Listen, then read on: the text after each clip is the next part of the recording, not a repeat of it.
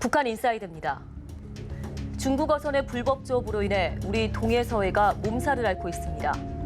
최근에는 이로 인해 우리 해경 고속단정이 침몰하는 사건까지 벌어졌는데요. 외교적 문제로까지 비화될 조짐을 보이고 있습니다. 이런 와중에 김정은은 동서해 조합권을 중국에 그리고 대만에까지 팔아넘긴 것으로 드러났습니다. 북한이 서해에 이어 동해 북방 한계선 NLL 조업권까지 중국에 넘긴 것으로 드러났습니다. NLL 조업권까지 중국에 넘긴 것으로 드러났습니다. 북한이 중국에 헐값으로 조업권을 팔아넘긴 사실은 어제 오늘만의 일은 아닙니다.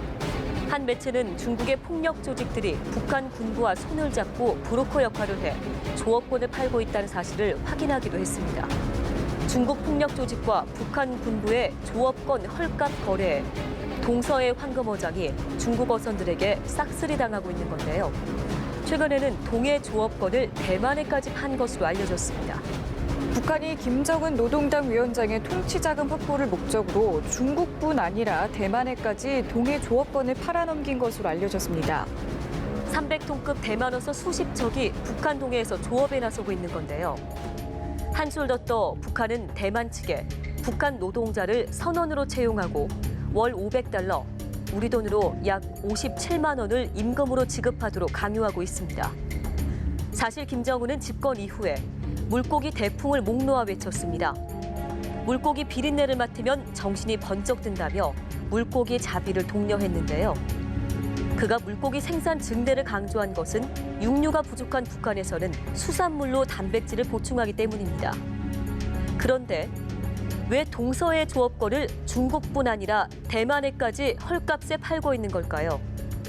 북한은 유엔의 제재로 인해서 해외 자금줄이 차단되다 보니까 서해안의 오업권을 먼저 중국에 팔아넘겼고 곧이어서 이제 동해안의 오업권까지 중국에 팔아넘기는 그런 행위를 통해서 최근에 그 외화를 조달하고 있는 것으로 알려지고 있습니다. 최근에 북한이 어떤 그 국가 종합병원이니 치과병원이니 김정은 시대 치족을 내기 위한 여러 의료시설들을 건설하고 북한이 과연 어디서 돈이 나서 저렇게 건설을 활발하게 진행하고 있는가 이런 의문점이 있었는데 5억 건을 중국에 팔아넘기고 현찰을 조달받고 있기 때문에 그런 자금 조달이 가능했다. 대북 제재의 여파로 통치 자금이 급속히 줄어들고 있기 때문입니다. 신원 국가안보전략연구원장의 말을 빌리면 대북 제재로 인해 광물 수출이 차단되면서 수출량이 50% 이상 줄었다고 합니다. 이 때문에 약 100억 달러의 외화 확보에 차질이 생기게 된 건데요. 그만큼 김정은의 통치 자금 확보에 어려움을 겪을 수밖에 없는 거겠죠.